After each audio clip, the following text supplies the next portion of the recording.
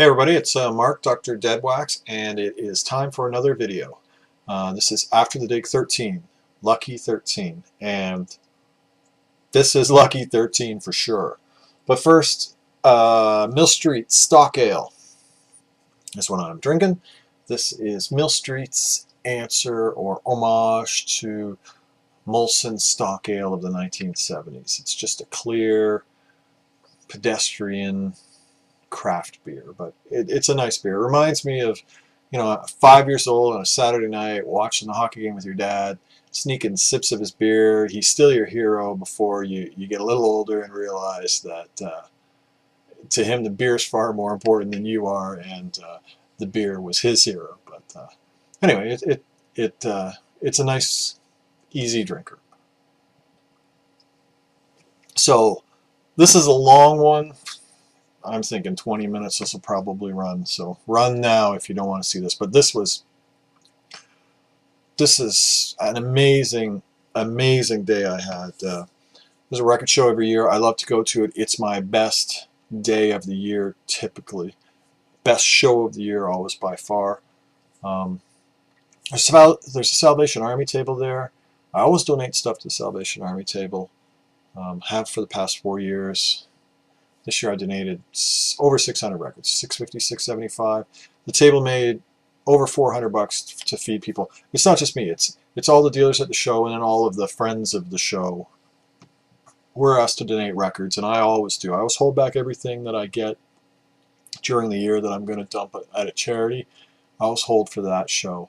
And what they don't sell at that show then gets distributed around to all the Salvation Armies in Southern Ontario that don't get records in either. So we kind of, they get probably 3,000 or 4,000 records that day from all of us, and they do quite well. And the money goes, that pool of money goes towards their Christmas Day dinner. So I think that kind of always rewards me karmically for a very good day at the show, and I had a great day at the show.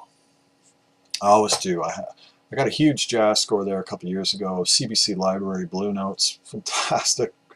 Nothing early, all Liberty era and blue, solid blue black bee, but for $5 a piece, which I'm just happy to get in Canada. Other years I've had good scores, and had a good krautrock day once, and this was a good day as well. I got some records I'm not going to show. Teenage Head were there. I tried to get Otavio to come to the show. I keep telling him, you got to come to the show, you got to come to the show. And I want him to come to this show this year because Gord Lewis from Teenage Head was there, and he was signing records. And I'm not a fan of the band really, but Otavio is a huge fan, so I thought he'd like to meet him and talk to him. But I got to meet him and talk to him. He signed 3 records for me, talked to his wife, lovely guy, really nice people. I'm sure Otavio will get another chance probably somewhere else. I mean, the band's back together with a new singer, so he'll probably get a chance for sure. He seems to hunt down the autographs pretty well from what we've seen. Also, so I'm not going to show those 3 records. I had one myself. I bought 2 at the show. And then, because I showed those in Heavy Metals, in a contest response for Heavy Metals, so I won't show those again. And Bobby Z, I got his prize that you saw him do a live opening of on his channel at that show, so I can't show that. So first up, Ramatam. This is the band that Mike Panera went to after Iron Butterfly, Inagata Debita. This is a U.S. first pressing on Atlantic. It's got ATGP and Deadwax. It's an 1841 Broadway. This was priced at $5. This is a guy who sells 45s. Has no interest in albums, but he always has interesting stuff. He also had this for $2. Born a Woman, Rita McNeil. I know, Rita McNeil, kind of adult contemporary, but this is her first record, and it is on the Booth label, which was Stompin' Tom's label. And there she is on the back cover here. She's young. The texting down here reads a little feminist, so I'm wondering if maybe this is a feminist folk album. And for $2 I'll take a shot at it. It's no grail, but it's in mint perfect condition. But it's like a $2 record on eBay, but it's just nice to find it.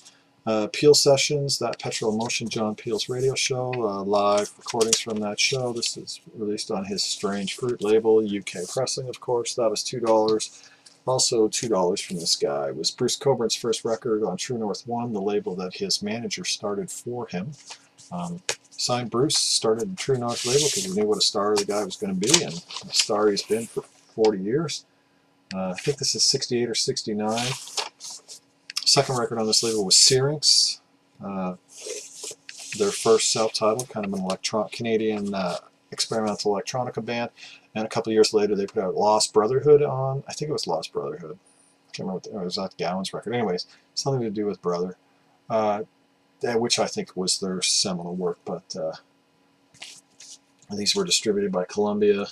This is folk/folk rock, very light on the rock. Singer-songwriter folk. First record, masterpiece of an album, and I think an audiophile's dream recording too. It's just brilliantly well recorded. Everything is live, almost off the floor. It's very present. It's very spacious. There's tons of separate. It's just gorgeous, gorgeous record, gorgeous sounding record. I love that record. And his first 5 solo records, for his first 5 records, sorry, are just gems. So that was like $11. I got all of that for $8. So another guy I go to, I got Dorothy Ashby's Afro Harping. Is that whatever. I got Afro Harping off this guy a couple years ago at a different show. First, I got for $12 was McCoy Tyner Extensions. This is a Blue Note United Artist, which I believe is a first pressing on Blue Note. So that was awesome to get off of him. And then I also got another copy of this. This is Don Cherry. Some people call this Brown Rice, but it's technically self-titled. And this is on the Horizon label. This is the third one I've got of these. This was $12 as well. I got one in a VCLT pack I've been putting together for over a year to send to somebody. I'd sent them VCLT, it got lost in the mail. Got some of the insurance money, didn't cover anywhere near because I undervalued it so that they didn't get screwed on customs, but I'm still working on putting a second package together to get back to them because, you know, I said I would. And so I got that. I got another copy already set aside for them, so this will go out to somebody else, but $12 for each of them, and I got both of them for 15. So science fiction, Ornette Coleman. You know, I don't know what this is going to be. This could be spiritual jazz, or it could be squonky, noisy shit. But there were 2 copies of this at the show, but this one was a mint first pressing 2i. The other one was a later solid red Columbia. So this was $10, and I got it for $5. So that was very happy. I don't know what this is going to sound like, but lots of people have held this up and said it's good, and you know what? I like to experiment, but I don't know if I'm definitely going to like that. I'm hoping I do, though. Next record came in the sleeve, UK pressing, $10. I hate these thick sleeves, so I took it out, but it's Anya's first record. Anya was Inclinade with Marie Brennan and her brothers and cousins, and this is the first pressing of this record, Anya's first self-titled record on BBC Records. This subsequently was re-released as The Celt. This is on the Absolute Sounds audiophile wet dream list, so this gets stupid money on eBay sometimes when 2 audiophiles with far too much money start battling it out. So $10 for that, along with Bell and Sebastian Storytelling for $18.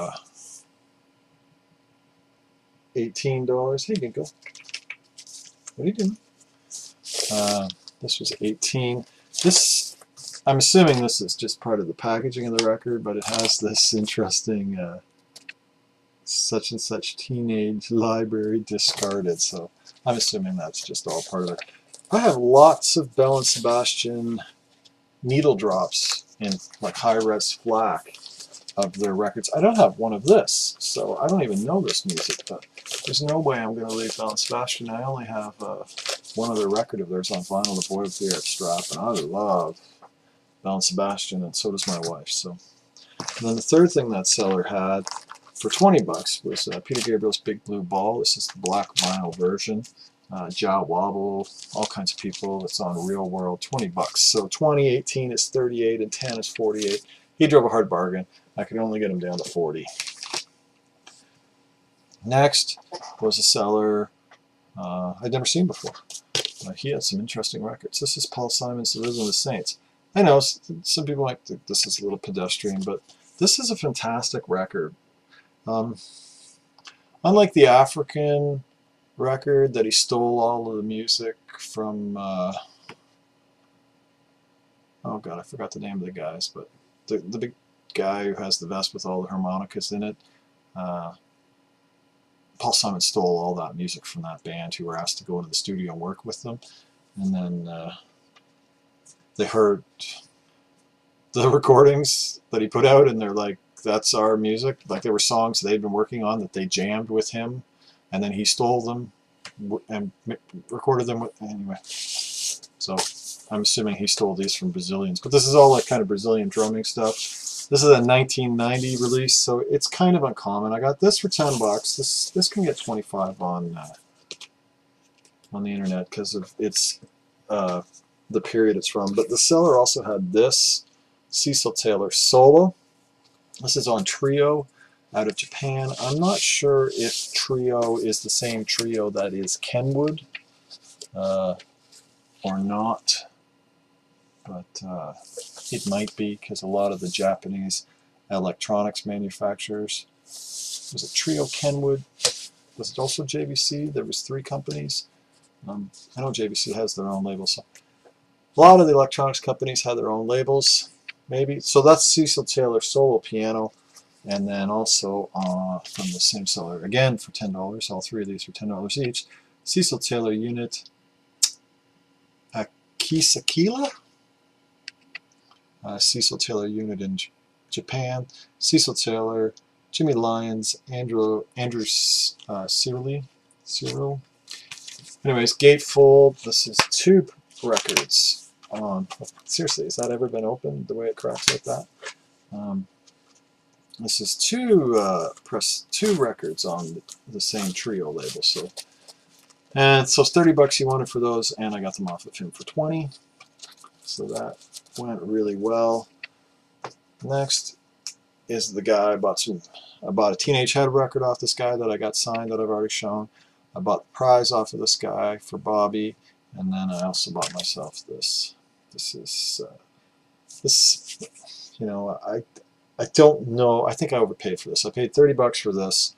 This is a second Japanese pressing of Close to the Edge.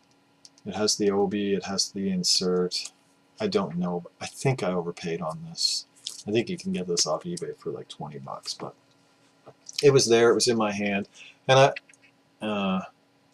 he had all kinds of Japanese pressings, and I'm there with my phone, and my phone's just been terrible lately connected to the internet. It's like Bell Mobility has just gone to crap. I think they want everybody to buy the 5G, so, or the 5 whatever, so the 3G network's gone to shit, so you can never actually connect to the internet. I'm trying to find a Japanese record that Bobby's going to like that is complete. So I'm, oh, and this one's missing the obi, oh, and this one's missing the insert, and so I finally find one for Bobby, and then I just grabbed that for myself too. So I'm looking forward to spinning that. I'll never be happy with that. I want a first. I mean, second Jap, I don't even know if that's the desirable one. I'm going to want a first UK. I just know it. I'll never be. I'm chasing the dragon on that record. I've said it before, that record will never sound as good as it did with the ceramic cartridge when I was 13 years old and I discovered it in the and I was listening to it in my room in the basement. Next, 10 bucks for Mash McCann, The Family. This is on Canadian 2i. This was a great band out of Montreal. Mash McCann was the name of the drug dealer that sold the mash. This guy also had another Teenage Head record that I bought off of him for $10 that I got signed. And then the third thing he had for $10 was this. And I want Tori Amos records. I like Tori Amos a lot. This is probably not a grail to me. I mean, I would pay $30 for a copy of this off eBay, but it's not a grail. Like, it's not like a lot of the things I'm crazy. But this is the first German pressing. I'm over the moon to get this, and so was my wife, you know. The ladies love them, the Tori Amos. $10. And so all three records were 30. I got them for 20. This can get 180. So I was really happy to get that. And then, like, the day isn't great enough. I got a total personal grail. This is a record I've been looking for 5 years. This is an artist I absolutely, you'll see me showing him constantly. Van Morrison, Days Like This, 1995, UK, only pressing. And this thing is brand new and unplayed, according to the seller, and I believe him. It has this slice. I don't know if you can see that, but it has a slice here across the cover.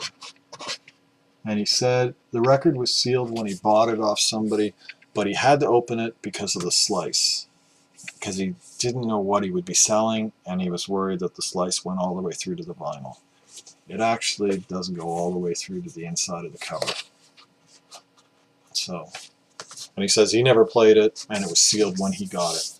And I believe him. He's not the kind of guy that bullshits. And after Hymns to the Silence, which I have, that's Van Morrison's last affordable piece of vinyl. You can often get that for $25 to $40, only pressed in the UK or Europe. You know, then I'm just, for 5 years I've been trying to find a single piece of post Hymns to the Silence Van Morrison vinyl, and these are $100 all the time on eBay, and more on Discogs, like €100. And this is also his wife. I think she's an Irish news reader, and their dogs. Anyway, he wanted $40 for this, and he gave it to me for 30. And I got this like at near the very end of the show. I looked at some of his stuff. I don't really tend to look at his stuff because it's really expensive, but he kind of rotated the stuff he has on his shelves, and I walked by and I was like, holy shit, what is that? So I was just over the moon to get that. Since then, I got one other piece of post-90s Van Morrison off of eBay for $20, $25. So that was good too, and I'll show that coming up. But I'm just, you know, there's this record, and I can't remember what the other one's called, but it's got a blue cover, and he's on there with a guy and a black guy, and they're both wearing these hats. And it's kind of blue and a black and white look, and how long has this been going on, or something else? I can't remember what, but that's the other one I've just been kind of going crazy for, and I've never been able to get, and that's got 2 records in it. So I'm just so happy to finally get, you know, you look long enough, you look at a million records, and eventually stuff starts to surface. That's the whole point of going out and doing shows and digging and stuff. And what a day I had. I must have spent $250, and it's all well spent in my opinion. I got some great VCLT for people. I got Bobby's Prize, which he was very happy with. I got some nice local punk sign stuff for my collection. Teenage Header, a local Hamilton band. So it was just a great day. A great day. It's always the best record show of the season for me, and it's often the best dig of the year, and that's the best dig of the year by far. So thanks for watching. 20 minutes. Sorry, it's a little long. I try not to do 20 minutes too often anymore. Have a great day, everybody. Keep the record spinning.